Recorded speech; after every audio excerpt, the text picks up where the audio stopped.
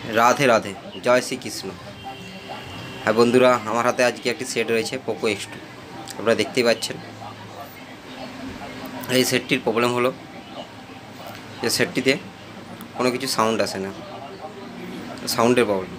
तो আমরা এখন প্রায় জানি যে Poco X2, Poco X3 Pro, Realme Note 9, 9 Pro এসব সেটগুলো প্রায় সাউন্ড প্রবলেম হয়। তো দেখতে পাচ্ছেন কোনো সাউন্ড নেই। তো আমরা সেটগুলো এখন খুলে নিচ্ছি। এগুলো ক্যামেরা প্রবলেম বা কোনো সাউন্ড প্রবলেম বা ডেট প্রবলেম যদি শর্ট না থাকে, প্রায় বেশিরভাগ ক্ষেত্রেই কিন্তু আমরা সিপিইউ রিভল করলে সাকসেস পাওয়া যায়। তো আসুন আমরা দেখব যে এই সেটটিতে আমরা সিপিইউ রিভল করে কাজটি সাকসেস করতে পারি কিনা বা আদৌ এটা সম্ভব হয় কিনা। তো প্রথমেই আমি একটু ক্ষমা চেয়ে নেব, কারণ এই ভিডিওটা করতে করতে আমার কিছু অংশ কেটে গেছে। যদিও আপনাদের বুঝতে কোনো অসুবিধা হবে না, ভিডিওটা প্রথম থেকে শেষ পর্যন্ত অবশ্যই দেখবেন, দেখলে আপনারা বুঝতে পারবেন। তো যেহেতু কিছু অংশ আমাদের কাটিং হয়ে গেছে, অর্থাৎ ক্যামেরা রেকর্ড হয়নি, তো সেহেতু আমি আপনাদের কাছে ক্ষমা প্রার্থী। অবশ্যই আমাকে ক্ষমা করে দেবেন যান্ত্রিক গণ্ডগোলের জন্য, যদিও বা রেকর্ড হয়নি। তো আমরা এখানে সিপিইউটাকে আমরা তুলে নেব, তুলে নিয়ে দেখব যে আমাদের সিপিইউটা কীভাবে রিভল করে লাগানোর পর আমাদের সেটটি অন হয় কিনা এবং আমাদের যে প্রবলেমটা আছে সেই প্রবলেমটা ফিক্সড হবে কিনা। তো এর জন্য আমরা 857 DW+-এ এয়ারটাকে রেখেছি 2-তে এবং হিটটাকে রেখেছি 350 থেকে 360-এর মধ্যে। তো এই হিটেই আমরা আমাদের যে সিপিইউটা আছে সেই সিপিইউটাকে আমরা তুলে ফেলতে পারব। আমাদের এখানে সুন্দরভাবে সিপিইউটা উঠে চলে এসেছে। তো এবারে আমরা যে মাদারবোর্ডটি আছে সেই মাদারবোর্ডটিকে ভালো করে ওয়াশ করে নেব। তো এইসব সেট কাজ করতে গিয়ে অনেক বন্ধুরা ডেড করে ফেলছেন এবং উল্টোপাল্টাভাবে হিট বা এয়ার দিয়ে সিপিইউ এমএমসি এগুলো সব নষ্ট করে ফেলছেন। এগুলো কিন্তু এরকমভাবে কাজ করলে আপনাদের যেমন দোকানে বদনাম হবে, তেমন সেরকম কাস্টমার আর আপনাদের আসতে চাইবে না। তো এইগুলো প্রথমে আপনারা ডেড সেটে প্র্যাকটিস করবেন। প্র্যাকটিস করার পর তারপরে আপনারা যে কোনো কাস্টমারের চালু সেটে হাত দেবেন। যেসব দোকানদাররা আশেপাশে আছে তাদেরকে দেখবেন যে তারা যদি সেখানে ভালো কাজ করে, সেই সব দোকানদারের কাছে আপনারা দিয়ে সেটটিকে অন করে দিতে পারেন। এতে যেহেতু আপনাদের দোকানের সুনামও হবে যে কাজটা হয়েছে, তেমন কাস্টমাররা আপনার কাছে আসবে। এবং আপনারা যদি এরকম কাজ করতে ইচ্ছুক হন তো অবশ্যই ডেড সেটে আপনারা সেগুলো অ্যাপ্লাই করতে পারেন, বা এখন 200-300 টাকা দিয়ে অনেক মাদারবোর্ড কিনতে পাওয়া যায় এরকম পেস্টিং আইসি। তো সেইগুলোতে আপনারা প্র্যাকটিস করতে পারেন। প্র্যাকটিস করলে আপনাদের হার্ট যখন অ্যাক্টিভিটি বেড়ে যাবে তখন আপনারা এই সেটগুলোকে অবশ্যই কাজ করবেন। তো আমরা এখানে ভালো করে পরিষ্কার করে নেব, পরিষ্কার করে আমরা লাগাবো। তার ফাঁকে বলে দিই, যেসব বন্ধুরা আমার চ্যানেলে নতুন আছেন তারা অবশ্যই চ্যানেলটিকে সাবস্ক্রাইব করবেন এবং পাশে থাকা বেল আইকনটি অন করে দেবেন।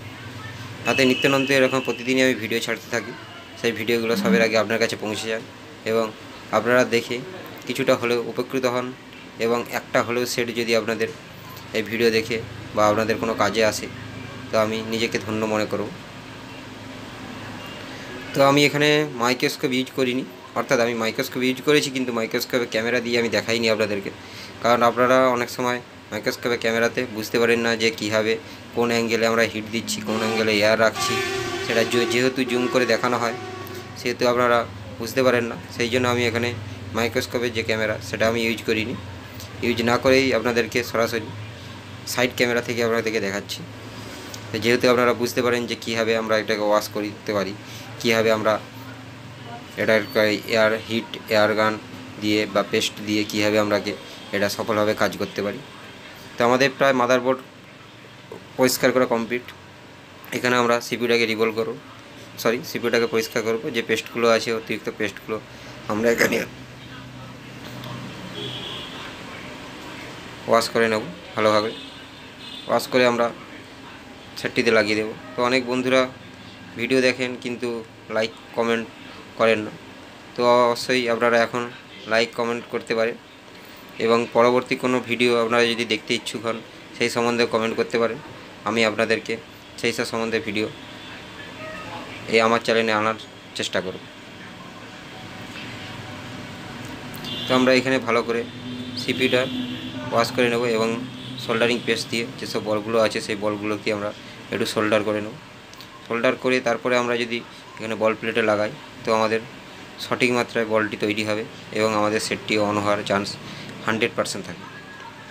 তো যেইভাবে আমি আমার পদ্ধতি ইউজ করছি, আপনারাও যদি এইভাবে পদ্ধতি ইউজ করেন তো অবশ্যই প্রতিটা সেটে আপনারা সাকসেস পাবেন। যেসব বন্ধুরা আমার ফেসবুক চ্যানেলে ভিডিও দেখছেন তারা অবশ্যই চ্যানেলটিকে ফলো করে দেবেন এবং লাইক, কমেন্ট ও শেয়ার করে আরও বন্ধুদের মধ্যে ছড়িয়ে দেবেন, যাতে তারাও এরকম ভিডিও দেখে কিছুটা হলেও শিখতে পারে এবং উপকৃত হতে পারে। তো আমার মেন উদ্দেশ্য এখানে আপনাদেরকে কিছু দেওয়া, যাতে করে আপনারা নিজেরাও নিজেদের মতো কাজ করে স্বাবলম্বী হতে পারে এবং এই ভিডিও দেখে কিছু সাহস অর্জন করতে পারেন। অনেক সময় অনেক টেকনিশিয়ান আছে যারা ভয়ের চোটে এসব কাজ করতে ভয় পায়, তো অবশ্যই তারা ডেড সেটে প্রথমে প্র্যাকটিস করে নেবেন। প্র্যাকটিস করলে আপনাদের ভয় এবং হাতের অ্যাক্টিভিটি অনেকটা বেড়ে যাবে। তো সেহেতু আপনারা অবশ্যই 200-300 টাকা দিয়ে যেসব বোর্ড কিনতে পাওয়া যায় সেগুলো অবশ্যই কিনে আপনারা ইউজ করতে পারেন এবং প্র্যাকটিস করবেন। প্রচুর পরিমাণে প্র্যাকটিস করলে আপনাদের নিশ্চয়ই প্রতিটা কাজে আপনারা এরকম সুফল পাবেন। তো এর জন্য কোনো ইনস্টিটিউট বা কোনো শেখার দরকার হয় না, এটা হার্টের অ্যাক্টিভিটির উপরে নির্ভর করে। তো আমরা যদি চালু সেটই যদি না আমরা চালু করতে পারি তো ডেড সেট আমরা কী করে চালু করব, বুঝতেই পেরেছেন। তো সেহেতু আমাদের হাতের অ্যাক্টিভিটি প্রথমেই বাড়াতে হবে, বাড়ানোর ফলেই আমরা কিন্তু এইসব কাজে সম্পূর্ণ সফল হব। তো আমাদের এখানে প্রায় 2 থেকে 3 বার সিপি রিভেল করতে হবে, কারণ যেহেতু আমাদের পুরনো টেনসিল, তো সেই হেতু আমরা 2 থেকে 3 বার এখানে আমরা সিপি লেভেল করব। যদি আমাদের এখানে নতুন টেনসিল হতো তো আমাদের এখানে একবারে আমাদের বলটা তৈরি হয়ে যেত। যেহেতু পুরনো টেনসিল সেহেতু আমরা এখানে 2 থেকে 3 বার যদি আমরা এখানে পেস্ট দিয়ে সিপি রিভেল করি তো আমাদের প্রতিটা বল আমাদের পারফেক্ট হবে। এবং দেখতেই পাচ্ছেন আমি সিপিটাকে ভালো করে ওয়াশ করে এবং ভালোভাবে হিট দিয়ে এখানে আমরা বলটাকে পেস্টের শক্তভাবে যাতে ধরে সিপিউর সঙ্গে সেই হেতু করে দিলাম। এরপরে আমরা যে বোর্ডটা আছে সেই বোর্ডটা অনেকক্ষণ পড়ে থাকার ফলে ওখানে নোংরা ময়লা কিছু জমতে থাকে, তো আমরা প্রথমেই ওটাকে আমরা ভালো করে পরিষ্কার করে নেব। তো অনেক টেকনিশিয়ান বা বন্ধুরা আছেন যারা এরকম বোর্ডটাকে পরিষ্কার করেন না, পরিষ্কার করার পর রেখে দেন, তারপরে সিপিউকে ওয়াশ করে বোর্ডের উপর লাগিয়ে দেন, যার ফলে অনেক সেট দেখবেন আপনাদের অন হতে চায় না। তো তার মূল কারণ হচ্ছে এটাই, বোর্ডের ওখানে মাদার বোর্ডের উপরে যে নোংরাটা পড়ে থাকে, অর্থাৎ ময়লা পড়ে যায় অনেক সময়, তার ফলে আমাদের বল ঠিকমতো কানেক্ট হয় না, তার ফলেই আমাদের কিন্তু বোর্ড অন হয় না। তো আমাদের এখানে সিপিইউ লাগানো প্রায় কমপ্লিট। তো আমরা এখানে দেখে নেব যে আমাদের সেটটি অন হয় কিনা। তো বন্ধুরা, আমরা অন করার পরেও যখন আমরা চার্জিং বা লাগিয়েছি তো দেখতেই পাচ্ছি আমাদের 20 থেকে 30 0.20 থেকে 0.30 পর্যন্ত আমাদের রিডিং উঠছে এবং তার বেশি আমাদের উঠছে না। তো আমরা এখানে স্টিল অ্যান্ড প্যানেলটাকে আমরা তুলে নিয়েছি। তুলে অনেক সময় সাইডে যে এমএমসি থাকে বা ইউপিএস থাকে সেটা আমাদের অনেক সময় হিটের ফলে প্রবলেম হতে পারে। তো সেই হেতু আমি প্রথমে ইউপিএসটাকে এখানে রিভলভ করে লাগিয়েছিলাম। তো যেহেতু আমার ক্যামেরা প্রবলেমের জন্য ওইটা আমি রেকর্ড করতে পারিনি, তো আপনাদের কাছে প্রথমে আমি তার জন্য ক্ষমা চেয়ে নিয়েছি। তো বন্ধুরা, দেখতেই পাচ্ছি আমাদের এখানে সেটটি প্রায় ফুল অন হয়ে গেছে এবং আমরা এখানে একটু সাউন্ডটাকে চেক করে নেব যে আমাদের সম্পূর্ণরূপে আমাদের সাউন্ডটা আসছে কিনা, সেটা আমরা দেখে নেব। তো তার জন্য আমরা সেটিংয়ে গিয়ে সাউন্ডটাকে আমরা অন করে দেখব যে আমাদের সাউন্ড আসছে কিনা। তো দেখতেই পাচ্ছি বন্ধুরা, আমাদের এখানে সেটটি সম্পূর্ণ কাজ করছে এবং সাউন্ডে চলে এসেছে। যে প্রবলেমটা ছিল সেটা আমাদের সিপিইউ এবং এমএমসি রিভলভ করে লাগাতেই আমাদের প্রবলেমটা ফিক্সড হয়ে গেছে। তো ভিডিও দেখার জন্য ধন্যবাদ। দেখা হবে আবার পরের ভিডিওয়। আপনারা অবশ্যই ভিডিওটা লাইক, কমেন্ট ও শেয়ার করে দেবেন।